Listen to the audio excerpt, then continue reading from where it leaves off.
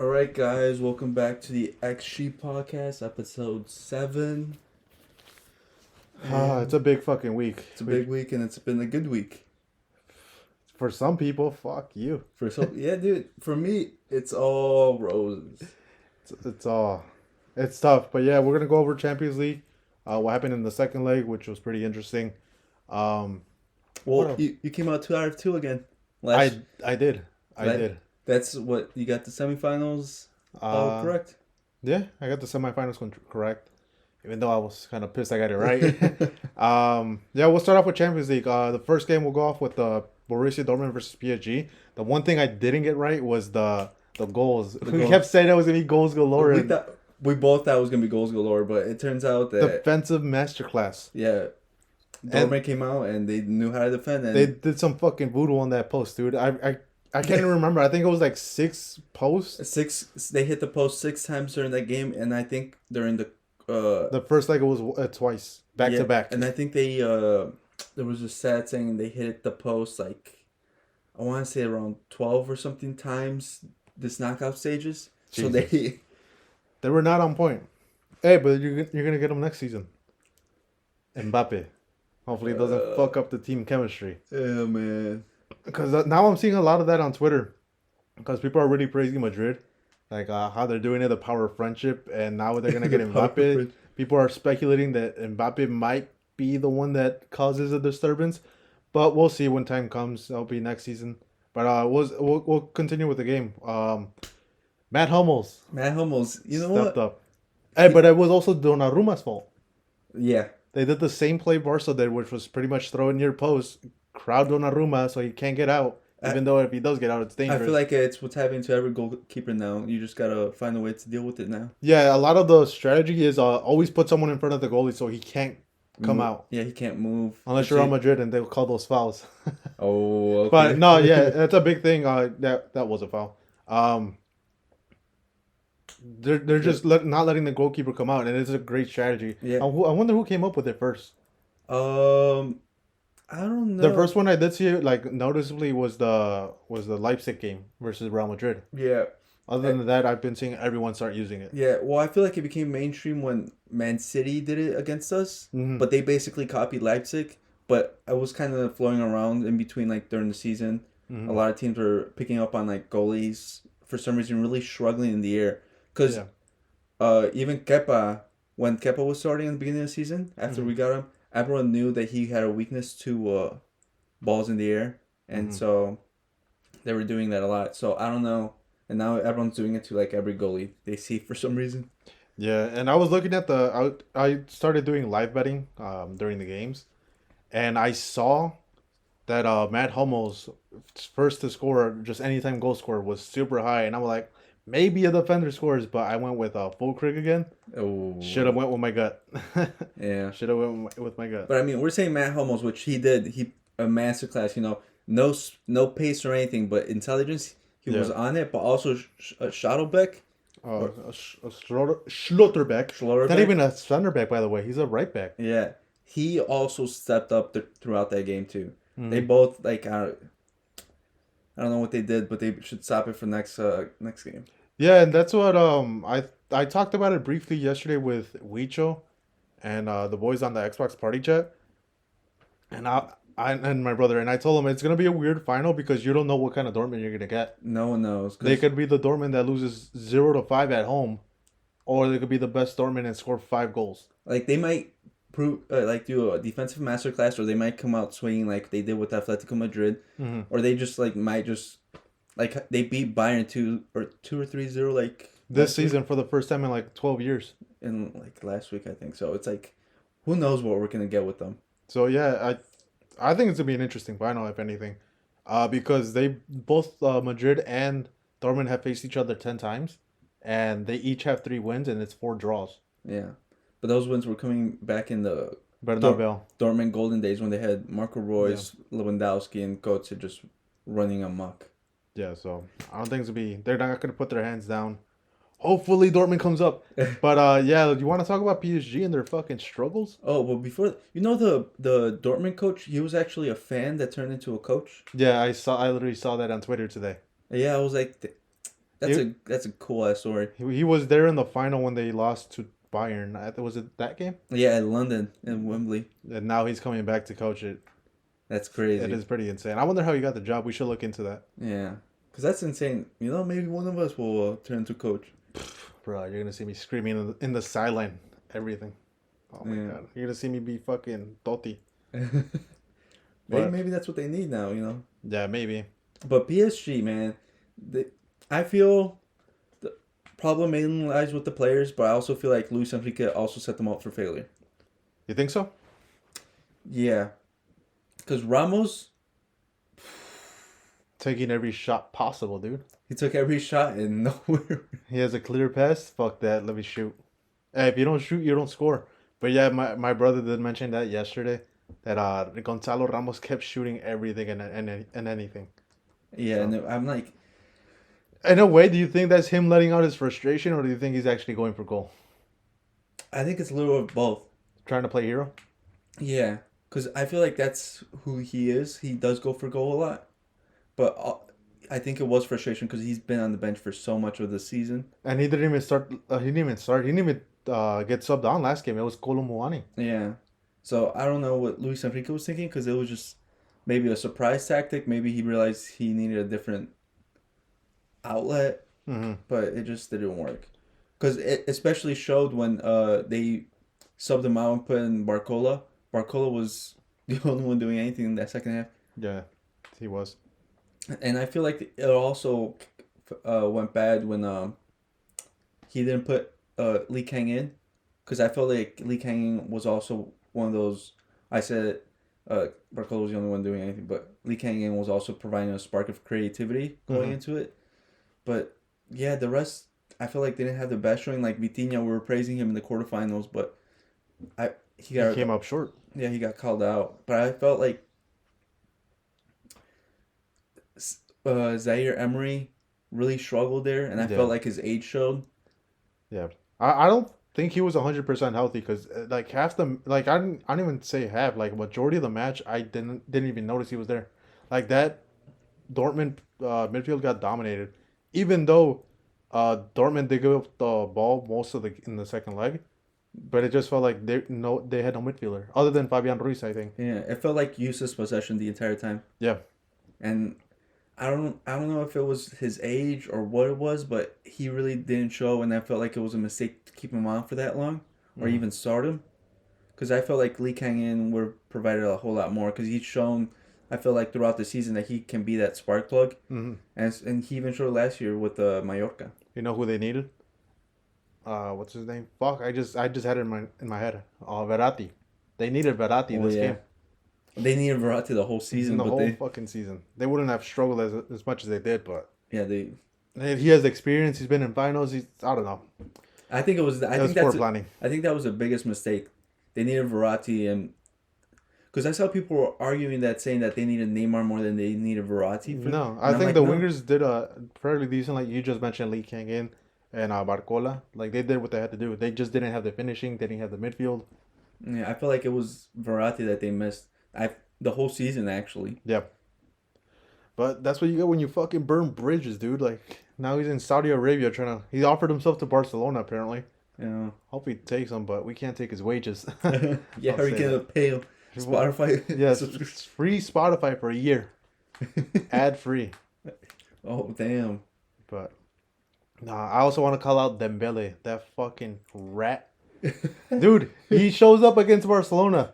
But not against Dortmund. And fucking Dortmund, he had the sweat, and we're comparing it between the one he had versus Liverpool, the sweat, and to the one they had this time. Mm-hmm. I told Wicho, he's like, which one do you think is worse? Obviously, it's the Barcelona one, but this one was pretty bad too. When it was in the first leg, he got the sweat across the field, and he had an open goal, or like he had a free shot on target, skies it. Yeah, and then even in the second leg, he wasn't even present. No, I don't know. You know how they say that hate fuels him, but I feel like it's just Barca because he only showed up for Barcelona. Yeah, that I think you mentioned that that Dortmund didn't even show any hostility towards him in the first leg at all. They didn't boo him or anything, even though he went out the back door too. Yeah, I felt like I don't know if it was. I don't know what it was, but I didn't feel the animosity They towards. should have fucking tested him for PEDs, bro, in the Barcelona game. Probably. Jesus Christ. I mean, he hasn't been injured this entire season. That should be a sign too. Yeah, either way. And then Mbappe though. 4 games now. 4 games Against his dad. Matt Hummels, dude. He can't seem to beat Matt Hummels. He always pockets him. Yeah. This is what 5 games now that he hasn't shown up in the knockout stages. It's kind of insane, dude. And then he still has a reputation as a big game player just because of the finals. Yeah, what was it? Mainly is the World Cup finals. Yeah. But you think he's more of an international player than he is club player? The biggest comparison would be Podolski. Couldn't do it at club as well. But in Germany, Jesus Christ. I wouldn't go so far, but I feel like in France, I think the expectation isn't as much on him as people think. Because over there, it's just an all-star squad. He's got Griezmann, he's got everyone. And even if he doesn't show up, he knows they could do it. And PSG, I feel like it's a bigger thing now that he's made it. Because, it's his team. He's got his best friends to join. Yeah. And yet he still can't deliver. He got rid of Messi, Neymar. Yeah, dude, and I've been seeing a bunch of Neymar comps when he was at PSG. Jesus. What a player. So, it's kind of weird how much they gave Mbappe control when, in reality, it was a lot of Neymar, what he was doing at PSG. And even Messi, what he was doing with him. Eventually, they found the link up. Obviously, they got knocked out in the first round of the Champions League last season. But, throughout that league season, they found that connection and instantly they started destroying every single team. Then again, it's a league, yeah. But it's kind of crazy how people are Mbappe has this light on him saying he's the best player ever, but he was next to Neymar the whole time. I think it's like the media and everything they're just trying to find the next person to replace Messi and Ronaldo. Yeah, they are so desperate to find that new golden boy and whatever, and he was the easiest one. Because now you can't, even if you say he's not the best player in the world, everyone attacks you no, he is, talent, ability, and all these things. But I'm like, he hasn't really proven it. So do you think this season Ballon d'Oro is gonna be the craziest?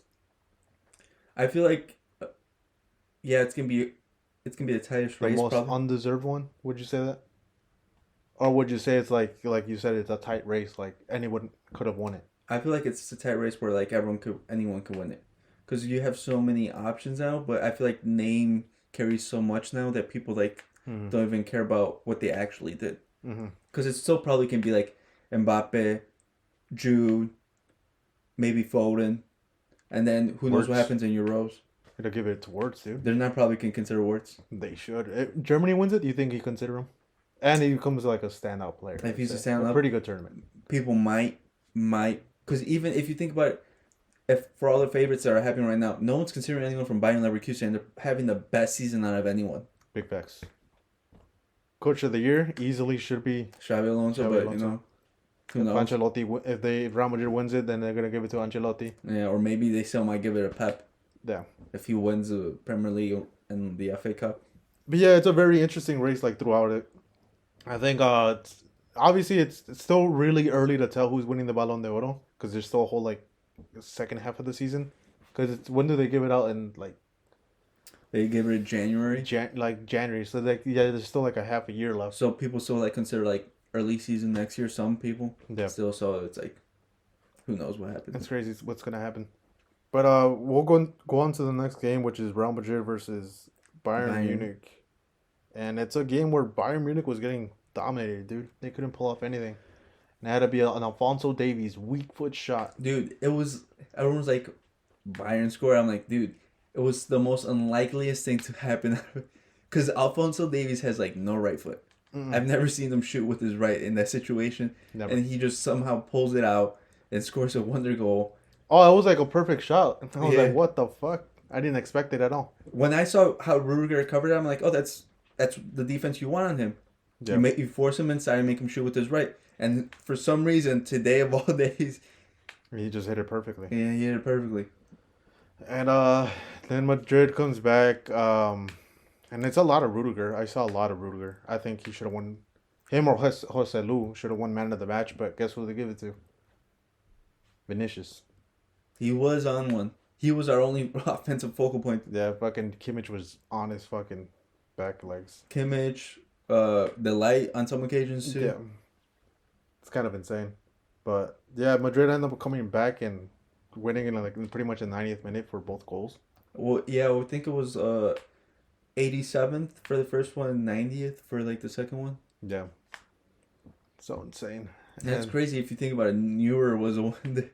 Yeah, fucking a shit shot by Vinicius. Well, it was a good shot, but it like bounced, and for some reason he just let it drop, and then Dyer didn't box out Joselu, and then he didn't follow his whole run. He just he assumed Neuer was gonna grab it, which I did too. I think everyone in the world did. No one expected Neuer to make that mistake. I saw the shot and I was pretty pissed. I'm like, it was such a wasteful shot, and for some reason Neuer just dropped it. I think it was when it bounced, the backspin on the ball made him pretty much lose control of it. But it's like, you didn't expect that from Neuer at all. No, you never expect that. But, that's what happens. That voodoo you guys did on him. Jesse over here sacrificing lambs to fucking get that goal. Dude, it's crazy because I think it was last episode I was talking like, Joselu, bye-bye. Oh, yeah. I think we were both saying it. And even this weekend they played. I was watching the game because obviously I watch a lot of games. Joselu was bottling everything. Yeah, dude was trying to show out. He was trying his hardest to score a goal and he couldn't. Well, at the end he ended up scoring one, but yeah, he's trying to show out, and then he's trying to make sure we keep him for next season. And I thought you guys were cooked too because you guys subbed out Rodrigo. I'm like, oh, thank God they subbed out the best player. And at points of the game, you saw that nothing was being created when Rodrigo wasn't in the game. I feel like the problem that Real Madrid had was they were forcing it too much on the wings. Yeah. They weren't trying to go through the middle a lot. There was Dani Carvajal and Mendy were getting on the ball a lot, and I feel like it just became not pragmatic. It was pretty predictable. Yeah.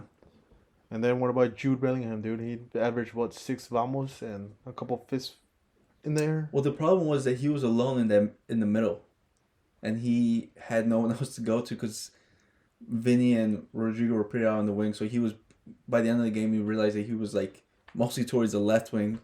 He drifted out so much. And there was a couple of times where they kind of disconnected, where Jude kept trying to play a through ball, but Rodrigo and Vinicius obviously weren't ready for it, and the ball was pretty bad. So I think Jude is kind of getting bailed out, but with having a squad they have, like, he doesn't have to do that every game and have a fantastic match, which is lucky for him, or else that man would be cooked by the media. Yeah, but I feel like what was it? The what? I feel like what really changed the game was actually Ancelotti's substitutions, because he brought in actually made a difference. Yeah, you say that after they won, dude. It's easy to say. Well, that's what the whole point of subs are in the second half. Because if you look at it, Ancelotti made the subs for Joselu, Brahim Diaz, Camavinga, and what did Tuchel do? And Modric. Can't forget Modric. Yeah, and Modric. And what did he do? He took out Harry Kane. Took out all his best attackers and just defended. Yeah, he brought in Kim Min-jae, dude. He came in and they fucking lost. Blame it on him.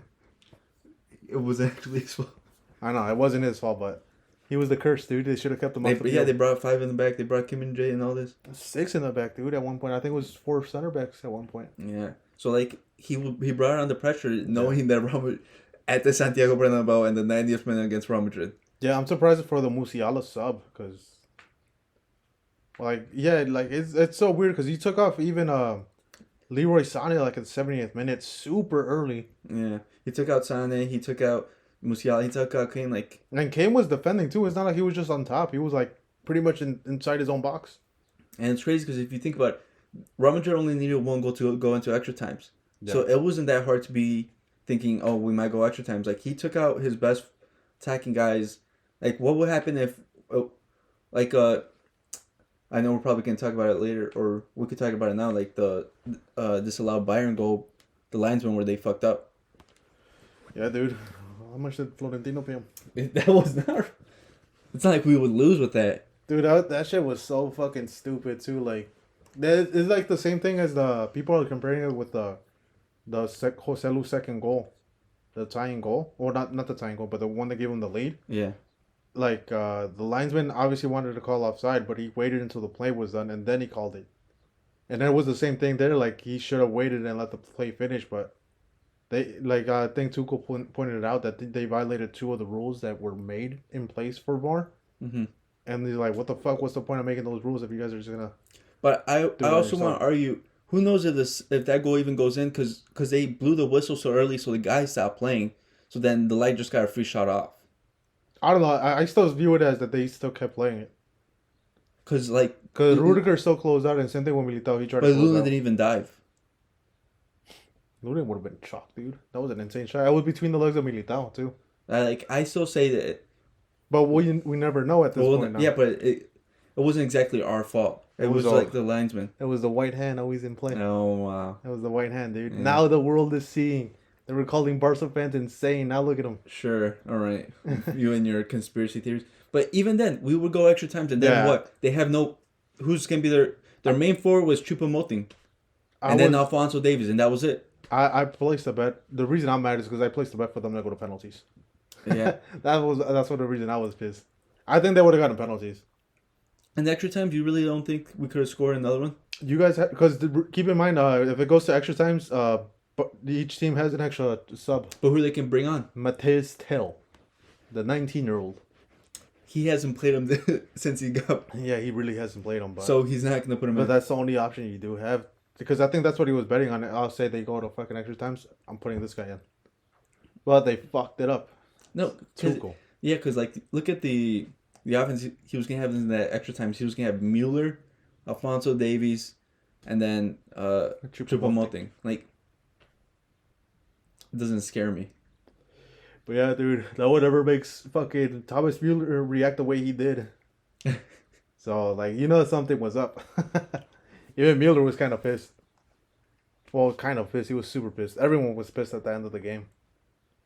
Just insane. I'm still surprised no one has done this. I kept thinking, if I was a player and some shitty call was called like that, I would ask for the opposing team's shirt at the end of the game and throw it at the ref.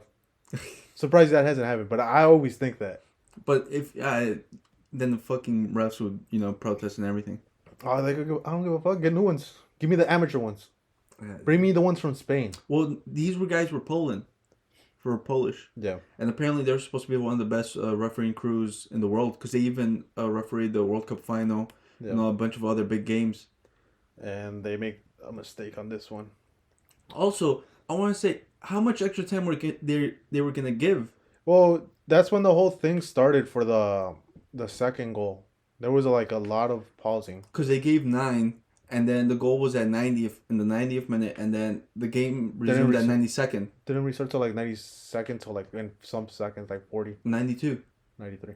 No, it started at 92. Was 93. Because I went back and looked it over. They started back in 92 and some seconds. Keep it on. And then 9 minutes passed, and then that's when the goal was scored. Because wasn't there something else too? Yeah, it was the goal they disallowed for Bayern. That's what happened. So you gave an extra minute for that. That was already past 9 minutes. That was at 100 or was it 111 or what is it? 101 or something like that. I don't know. Shit ref at the end. He lost control of the game. Should have gave out more yellows. Shouldn't have called offside. But well, it was a linesman's fault. Yeah. But then also the ref has the choice to whistle it or not.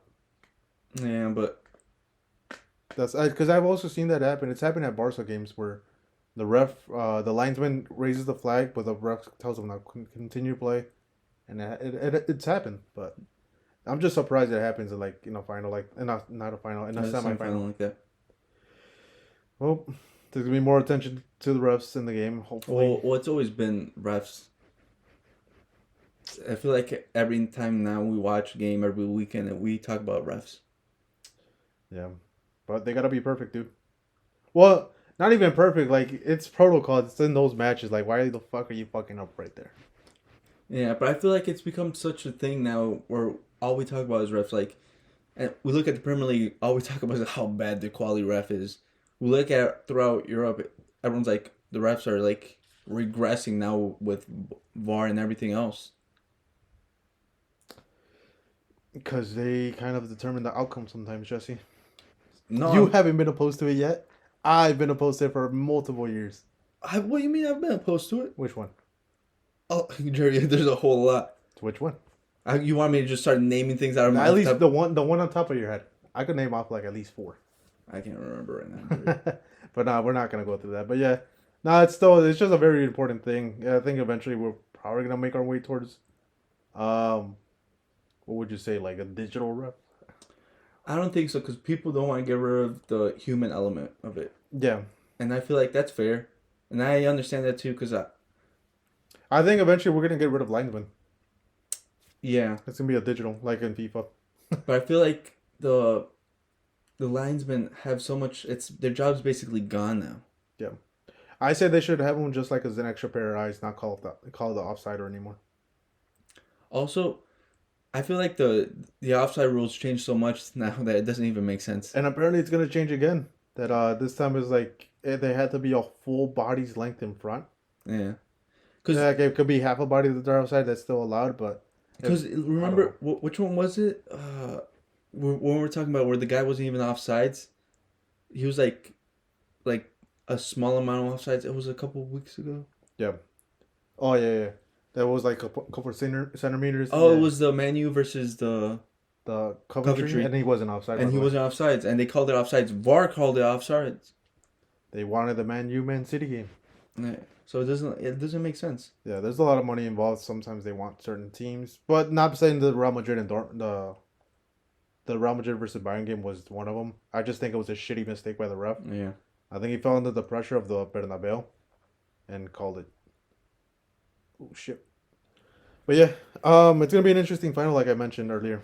Yeah. Dortmund, Madrid. London. In London, dude. It's time for Full Crick to get a hat trick.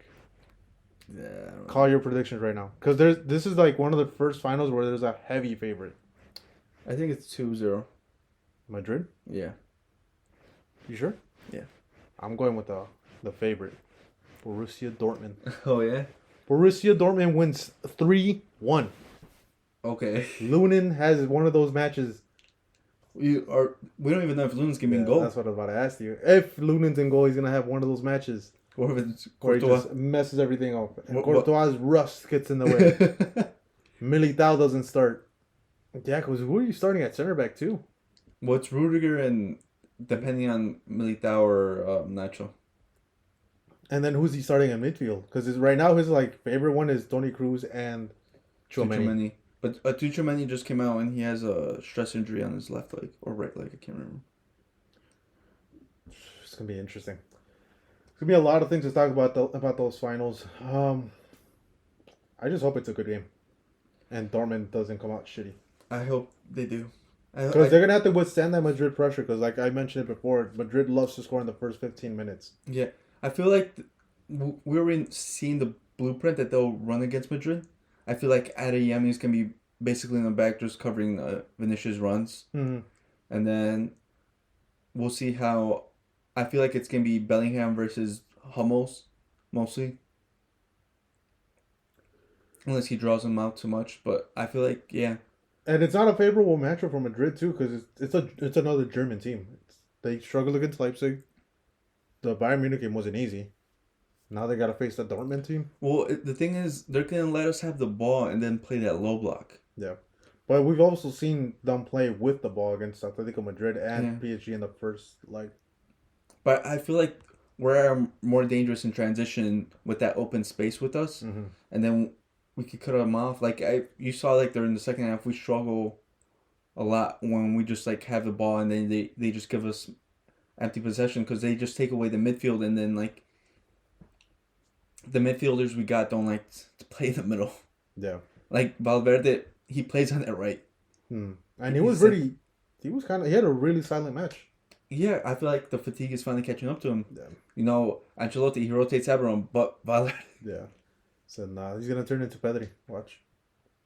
He's going to have a fucking giant injury on his fucking thigh that doesn't recover like Pedri. Never.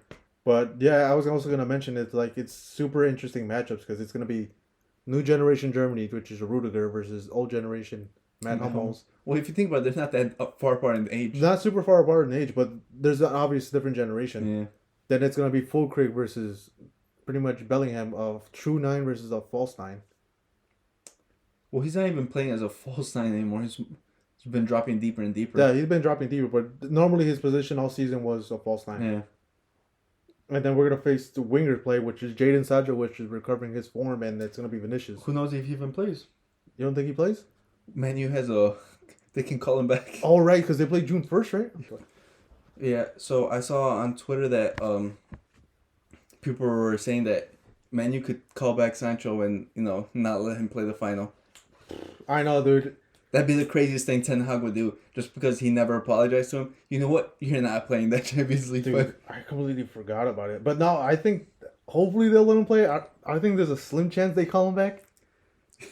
I do. Well, to be honest, when is the loan over? Because at a certain time of the contract, you have to come back. Yeah, I think by then they could call him back. I think just a day before they could call him back. Damn, bro. No, I don't think they'll do him bogus like that. I think they'll let him play. Yeah, they would never do it because of the bad press they would get. They would get crucified in the media if he did. Yeah. Especially Ten Hag. Yeah. No, I think Ten Hag lost his job already. They're waiting for the end of the season. He loses the next game, they're playing also the final. He loses that final, they're fired. He's fired. It's done. I hope he wins just so he keeps a job and Man suffer. Oh, dude. Probably will, dude. You never know with Manchester United. They're still haven't sold the club. They're still in between sale. Well, yeah, because they only sold a part of it to Ineos, but they've taken control over management, I believe. Okay. So they're acting managers now. So who knows? But we still don't know if they're gonna be good. Yeah, we don't know if they're gonna be good at all. But fuck. Like I said, interesting final. Is the final June 1st? I remember Edu saying. I think so. Hey Siri, when's the Champions League final? I think I just saw it earlier too. Can't remember. And it's also the final for the CONCACAF Champions League, dude. Just in case you're wondering. No one cares. I do, bro. I care. Yep, June 1st at 2 p.m. in Wembley. But where we get our 15th. Benzema will be there.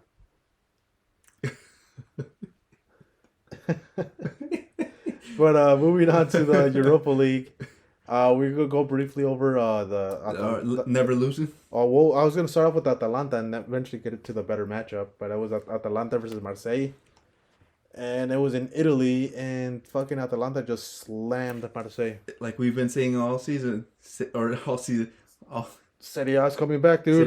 Serie A's back. Serie A's back, dude. Atalanta smacked Marseille. Well, I think I think they had them as favorites. Who, Marseille? No, it was pretty even for both. Like, even if you checked who was it to advance, it was like the money line was pretty close. But Atalanta, looking good squad. The reason I did give it to Atalanta the edge is because Marseille cannot stop getting scored on. They have a bad defensive line. Yeah, they can't stop. They have to score like 4 goals in order to win. Against like this European competition. Mm-hmm. Obviously, in club competition is different. Not club, but league competition is different. Yeah, dude. Atalanta. I didn't think they would make it this far. Really? I thought we... Like this far. Well, I think we all predicted... In the beginning of the season. Of the whole Champions League. Or like, not Champions League, Europa League. To make it this far is pretty sick. Didn't we predict them? Well, I predicted Atalanta. Then... I think I said Marseille. Yeah. Because Aubameyang, top goal scorer of the tournament. No, do I believe in my Serie A predictions? Yeah, and they have the AC Milan kid. What's his name? Fuck. He's from the Netherlands. Something with the K. He got loaned out. He used to be in another Serie A squad. I forgot what his team name was. I have it right here. Scamacca? No, not Scamacca. CDK. Charles de Ketelaere. The Belgium? Oh, there you go. He's Belgian. Yeah. Don't you remember he was a wonder kid at one point? Well, they I think they literally bought him last season, and then he didn't pan out, and then they. Mm-hmm. He was in Club Bruges. He had a great season with them. Milan bought him for $34 million. This is in dollars. Then he didn't pan out for the season, got loaned out. Yeah. So he's making wonders and finding himself like a good place in the squad. He's still on loan, but it's pretty interesting seeing that people are comparing him to the next Illich. Remember Illich from Atalanta? He'll become their Illich. That's if he stays in Atalanta. Who knows? Fucking Milan might call him back. Yeah, but then I think they might, depending on Rafael, if he leaves, they might. That's what I told my brother. Like, it's gonna be an interesting situation about Leao. I think he goes to PSG. I think he gets sold to PSG. He's a replacement for Mbappe, which is not a bad replacement. Well, I don't think so, because I think they already have the replacement. Who is it? Barcola left. Oh, true. And then they still have Colomwani and Goncalo Ramos as striker. Oh, just an update on the Jadon Sancho loan. His loan ends on 30th of June, so he's gonna play. No, but they could cancel it early. They're not gonna be assholes and cancel it. That's what I was saying. What if, that's why I was saying bad press. Yeah. That's why I'm like, Ten Hag could be the asshole because he never apologized to. Yeah. And just, you're not playing the final. Yeah, get over here. Get over here. You had a great season. I'll do preseason with us. Sir, I still have fucking the England Euros. I don't give a fuck. Get on that treadmill. Yeah, dude. But yeah, it's pretty insane. Atalanta 3-0. It looks like they kind of like had a pretty easy sailing. They won 3-0. They scored the first one in the 30th minute. Then after halftime, they scored in the 52nd minute. So yeah, just Marseille didn't have a footing. They didn't really have a lot of chances either. No. But moving on to their opponent, never losing, the favorite to win the tournament. My future coach. If he goes there. He'll take a Liverpool job before that. No, he won't. You know it. We'll see. We'll see how long Ancelotti just stays for, because he signed for an extension. No, he's until 2025, 2026. Just enough time for Xabi Alonso. The real one. The real one. Xabi Alonso, dude. It's weekend. Yeah, dude. It was an insane game.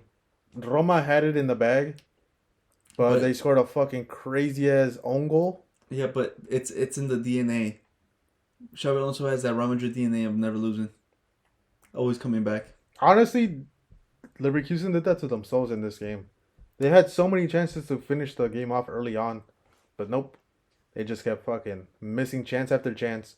And then Wirtz didn't even start. That was the biggest thing. It looks like he has some kind of issue because he wasn't doing full sprints.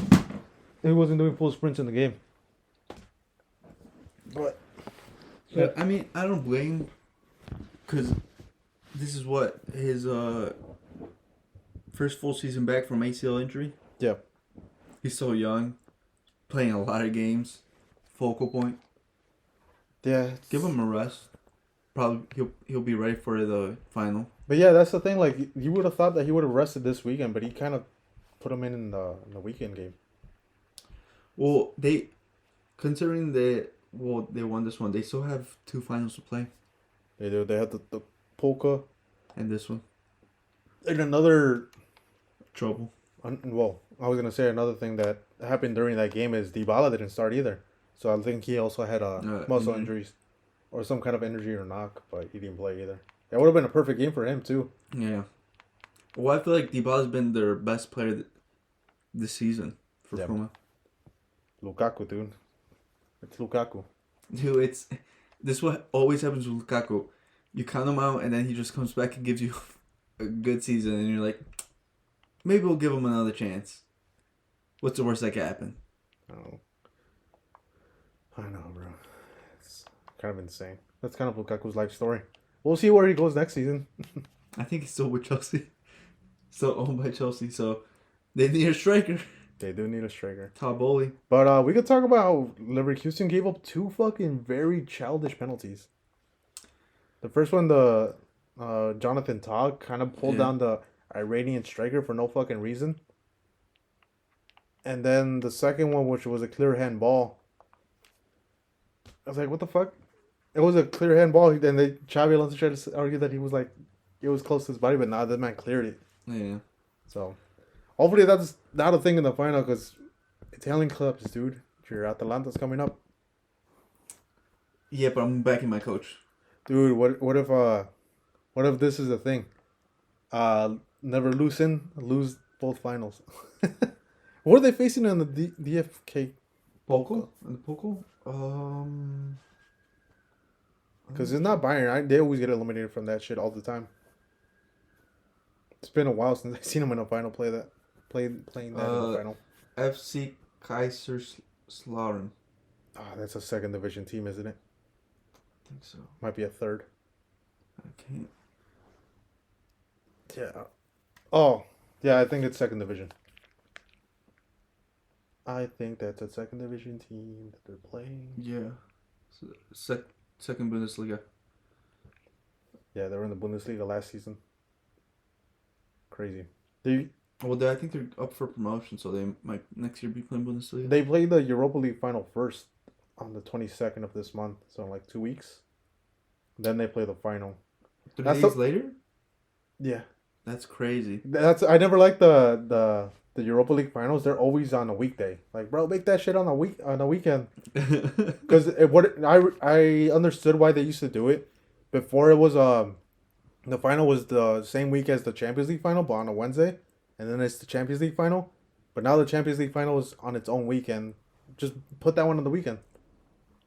Yeah, and that's crazy for them to have to play a final on, where is it? Thursday or Wednesday? Wednesday. On Wednesday, and then 3 days later play another final? Yeah. It's like, oh my God, pray for fucking Leverkusen. That's why I said it's a possibility they might lose one of them. The DFB Polka, but I think their squad depth is pretty deep enough. They could even play with their bench players and win the DFB. Yeah. They're going to have a crazy season. 49 games unbeaten. People are arguing that they should be given the golden... The golden trophy like Arsenal did? Yeah. They should. Why shouldn't they? They didn't lose. Best team of all time? No. Let's relax. That's what people are saying, like, arguably this should be the best team of all time because they've gone unbeaten in every single competition. I'm like, all right, relax. Listen, the achievement is great and everything, but let's relax. Are they better than Invincibles? Yes. Are they better than Prime Barca? No. Are they better than Prime Madrid? No. Yeah, facts. Bayern's also... I was about to say Bayern's treble runs? No. I think, like we mentioned, it's kind of a knock that it's Europa League and not Champions League. Yeah. I think that's one thing that is bringing that down because they didn't have to play against the biggest clubs. Yeah. To win the treble. If they did... Yeah. Then it's a different story. Like it's an easy argument to be made. Yeah. But right now, don't get me wrong, it's one of the best achievements, but it's not the best. Yeah. So again, we're not knocking it. We're comparing this to Prime Barca and Prime Madrid and Prime Bayern Munich. Like, we're not knocking it and saying they're shit. No.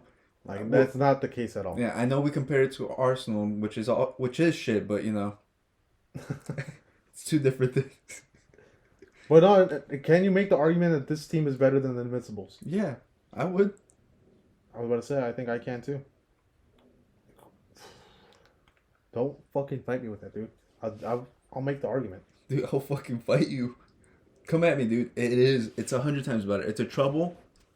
They went unbeaten in everything. Not just the league, everything. I want to see how many draws did the Invincibles I think they had like 11 in the Premier League run. That's why everyone brings up the draws. And if you think about it, the year after when Chelsea won the title with Jose Mourinho, they only had one loss. And it all came down to like a penalty decision where I think they missed it. And they could have drawn. So Chelsea could have had, and it was like a better season overall too. It was 11 draws because they won 27 of their games. Yeah, totally. They were just drawing. They weren't even competitive. How many draws does Leverkusen have? I mean, 6. 6 draws, so And that's in all no, not all competitions. No, this is just in the league. The argument's there to be made, and it's there to be won. And it's very loud. It is. It is. It's very loud. So. And in a tougher time to win football games / soccer games. Yeah, well, because everyone always argues nostalgia factor and all these things and how football is like the levels constantly rising and getting better. You could say that. Yeah. So interesting final. What is it? Atalanta versus Bayern Leverkusen. Leverkusen. What stadium are they playing in? They're playing in the Aviv Stadium in Dublin, Ireland. Is that the Rangers one? I can't remember. I'm not. No, wait. Rangers is Scotland.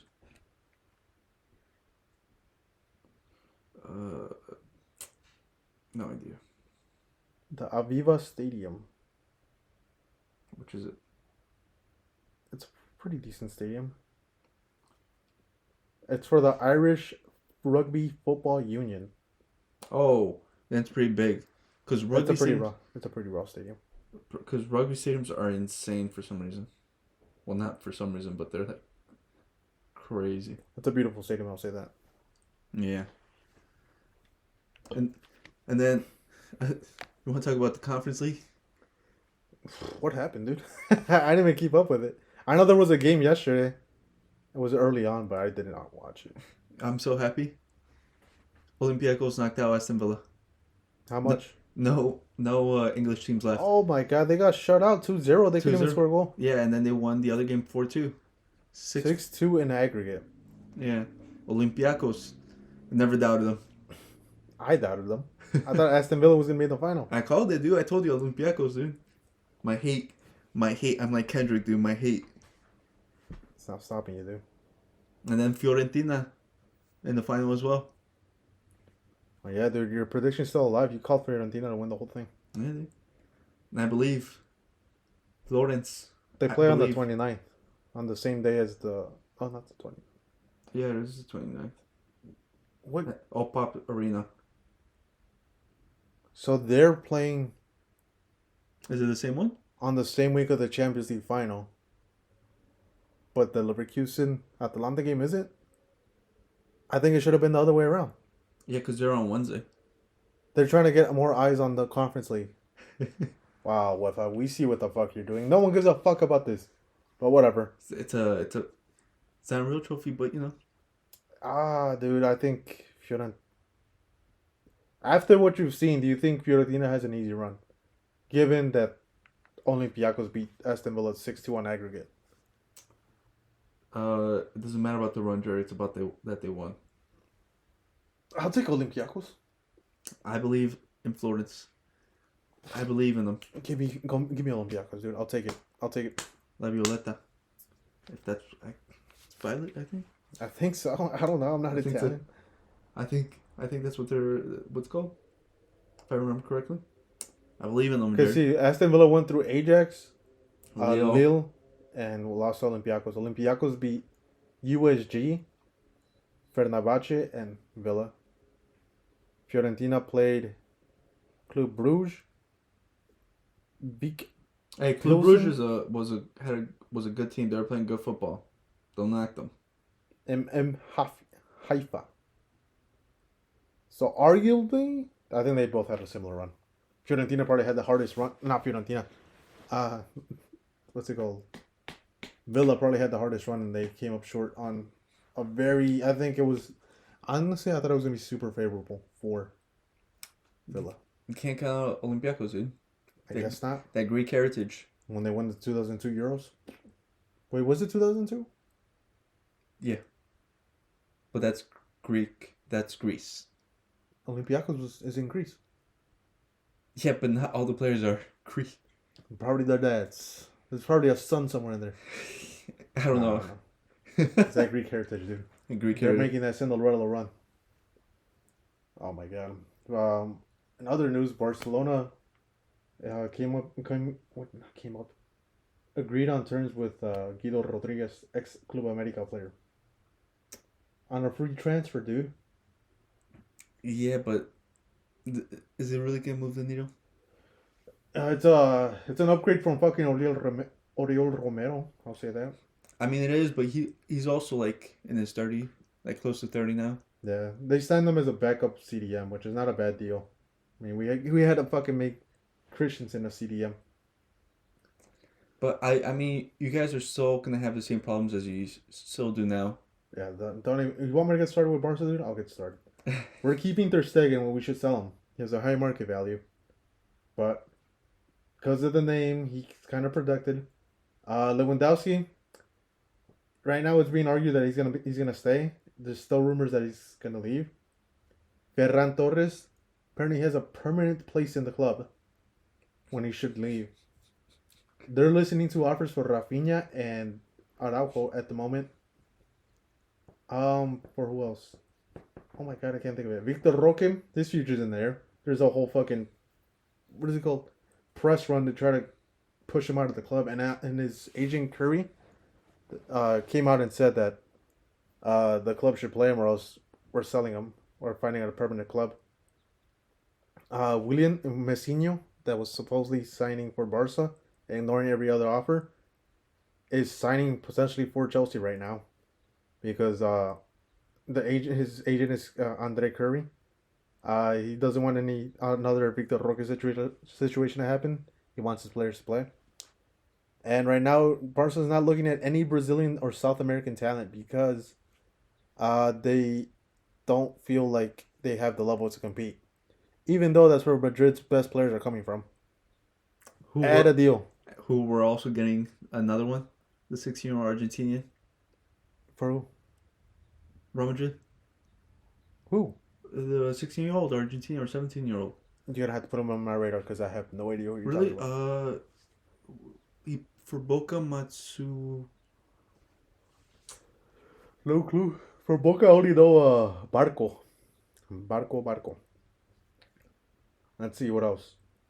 What else am I thinking of? Frankie de Jong, there's no certainty for his future. I think he even came out and said that he's comfortable at Barca, so he's never getting sold.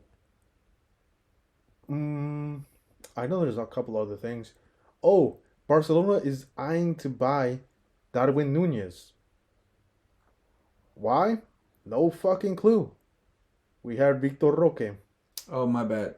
My bad. Argentine fans, don't kill me. It was River Plate. It wasn't Boca. Franco Mastantuono? Is that a center back? He looks like a center back. No, he's a cam. Interesting. Yeah, get more midfielders, Jesse. That's what you need. He's apparently really good. Well, yeah, Barca's kind of in a shit show. Xabi announcing saying it's probably the worst thing that could have been happening to the club right now.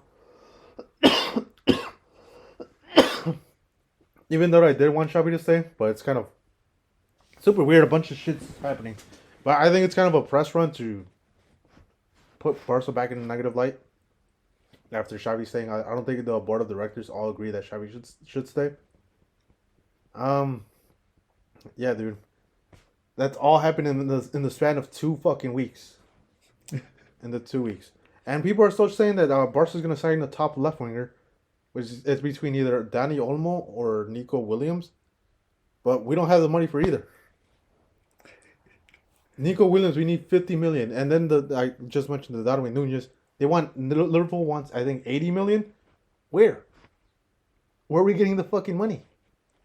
And then you guys still have to try to get Joao Felix back on another loan. Oh yeah, I was gonna mention the Joao Felix thing. Him coming back is looking unlikely because he scored on Atletico Madrid twice, so I don't think they're gonna want that to happen. And the talks are dying down. Keita Balde, not Keita. Oh my god, I keep saying Keita Balde. You remember him? Ex-Barca Masia and went to Lazio. Then kind of destroyed his career from there. Alejandro Valdez potentially leaving because they'll hear offers for him. For some reason. Ansu Fati they don't want to keep, apparently. They kind of want to get him sold, but I'd keep him for 1 season. Why not? He has the 10 already. So, dude, my club is going through some fucking shit. The players that should be sold are not getting sold. Sergio Roberto signed a new contract. I saw that. Us thinking we're getting all that money the fucking Spotify deals, the Nike deals to sign Mbappe. We're fucking renewing Sergio Roberto. Yeah, getting that OVO deal too. We're not gonna talk about that, dude. We need the money. And that honestly, that shit has not been panning out for anyone. We've been losing the games every time there's an artist on our shirt. Like, stop. Oh, dude. Put a good artist. Put someone Jesse fucking likes. Put New Jeans. And Jesse would buy that shirt. No. I could never. Dude, I'll burn to death. Well, then again, I was going to say the Drake shit. Drake's a fan of everyone, dude. I think Rio Ferdinand even said it. That he doesn't like Drake because Drake said he was a big Man U fan. And then he's like, next week I see him with the fucking Chelsea kid hanging out with Chelsea players. Yeah. So, yeah, you can't trust Drake, dude. But that's... Everyone's always known about Drake. Yeah.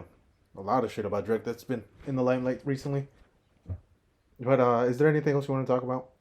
Oh, I was going to say the Premier League race could be over this weekend. What is that? So, Man City is playing Fulham. Mm-hmm. And then, I believe Arsenal's playing Man U. This weekend? If I'm not wrong, this weekend. Honestly, dude, I felt like a super fucking long week. Yeah, Arsenal, Man U. And if Man City wins and Arsenal loses, the race is over. Already? Aren't they like 1 point behind? Well, they're 1 point behind, but they have a game in hand. So it'll be 2 games. But they gotta win those games, dude. Yeah, but if Arsenal loses, and City wins, they're up 2 points with 2 games in hand, and Arsenal has 1 game left. So let's see. Arsenal loses, they'll stay. How many points do they have right now? I just try to do the math in my head. 83. 83. Man City has 84. 82. 82. But if Man City wins, they'll be to 85, Mm-hmm. 36 games played. Arsenal lose, they'll be at 37 games played with 83 points. Ooh. And so they'll have 1 game left to play, and City will have 2. So technically, the race will be over. Manchester United. You have the opportunity to do the funniest thing ever. I know you guys had the worst season possible. You guys are probably pissed at yourselves. Losing to Crystal Palace 4-0 is insane. This is your chance to stand the fuck up and win the league. Not for your rivals, but for yourselves. For the pride. You will have Arsenal fans at the palm of your hands. Do it. It will be funny. Please. Please. Let me laugh, dude. England has crumbled in Europe, and watching Arsenal fans crumble in the league will make my day. Please, dude. I'll be the cherry on top. This will probably be Jesse's top 5 weekends of all time. Like, honestly, dude. Madrid wins the league. Madrid goes to the final. Arsenal lose the title. That's Jesse's dream week. That's Jesse's wet dream, if anything. Honestly, yeah. Help. It is. Please, for me. Remember Chicharito. Remember. Do it for Chicharito. The ghost of Chicharito. Ah, dude, it's going to be a tough game. Who's playing home and who's playing away? It's going to be Man U at home. Man, it's in the theater of dreams, dude. And then... But is Man U playing with, like, no center backs? I think they might get dicked. Yeah. It's already tough, but hey, dude, as long as you have the passion. Oh, speaking of Man U, you know, did you hear about Anthony and his photographer? Yeah, I've seen the thing. He's been paying him to go to every game that he's played so he can finally, for when he scores a goal. And he's carried the toy as well. And the Sonic the Hedgehog toy. So Anthony's paying a photographer to follow him every game to take pictures of him. Obviously, like, in-game, if he gets a goal specifically. He's been carrying a Sonic the Hedgehog toy. So he's been going to every single game. And he just recently scored his first goal. So that makes sense how, like, I don't know if you've seen... there's been clips of Anthony saying, like, oh, what the fuck? Why is he... Oh, the Coventry one recently, where he did the ear thing, the Messi thing, to the Coventry players. Everyone was like, what the fuck? Why did he do that? He did that for the fucking cameras, Jesse. Yeah. I think when they lost a league game, Anthony started crying and broke down and, like, he was on his knees, hands in the face. People are like, dude, it's just a league game. Like, you guys aren't having a shit season. He's doing it for the pictures. Doing it for the pictures, bro. That man is a paid actor. If I'm a Man U owner, I'm getting that guy out of the club instantly. Put him in the U17s. Like, bro, what the fuck? This man is not serious. Yeah, dude. He's a Ten Hag signing. Oh my god. The fidget spinner. All he does is turn. Jesus Christ, bro. That man, he's not a real player, dude. He's not a real fucking player. I think I see him going back to Brazil. God damn it. I didn't think you get worse than Garnacho, but you fucking can. It's called Anthony. Jesus Christ. $100 million signing there, Jerry. Hey, but he could get a fucking badass picture if he beats Arsenal. Hey, listen, Anthony. This once, just this once. Make sure to check out our TikTok. We recently created a TikTok page called the XG Podcast. So far, 2 clips. We're gonna be clipping things from the podcast. On top of that, we're gonna eventually start making TikTok content on like some filters that come up or anything that we do come up with. Let us know if anything comes up. Recommend it to us. Let us know in the comments. Make sure to follow our YouTube. Subscribe. It's free. Like videos. Please leave comments. Yeah. Any questions? There's no stupid questions, all right? Well, we'll answer them, dude. Well, if you're an Arsenal fan, you're stupid in general. So I'll answer that Arsenal questions. I won't let Jesse answer the Arsenal questions.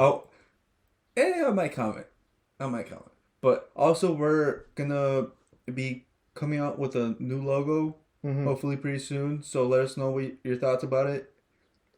On top of that, too, potentially getting a special guest, Yair, Chelsea fan. He has a lot to rant about. Yeah, Chelsea fan. He wants to talk about these past 2 seasons. Yeah, he has a lot. And how he wants to talk about, and also, potentially what's going to go on with the club, because as he follows the club more closely, potential rumors of the club, potential departures, and what's going to happen with Poch. And his thoughts on Poch. I kind of called it for him. But, yeah, make sure to like and subscribe. Yeah. All right, peace. Peace.